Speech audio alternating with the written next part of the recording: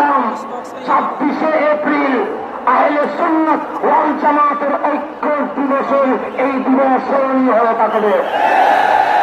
আর কোন ভেদাভেদ চলবে না, আর কোন হানাহানি চলবে না, আর কোন হিংসা বিদ্বেষ চলবে না, আর কোন সিন্ডিকেট চলবে না, আর কোন প্রকার আধিপত্যভাব চলবে না। মুসলিম রক্তে লাল হলে আর জালেম এই দেশে শাসন করবে, এই সুযোগ আর পাওয়া যাবে না।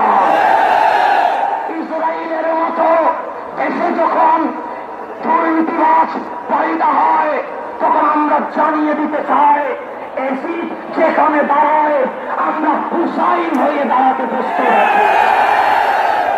আজকের এই প্রোগ্রামে আমাদের অনুষ্ঠানের টাইম ছিল 10টায়, আমরা লঞ্চ করার জন্য সময় নিয়েছিলাম 8 ঘটিকায়, কিন্তু আপনাদের এমন ভালোবাসা 6 ঘটিকায় আপনারা প্রেস ক্লাব চত্বর ভোর করে দিয়েছেন, যার কারণে আমরা স্টেজ মাইক সাজাতে পারি নাই বলে দুঃখ প্রকাশ করছি। এখন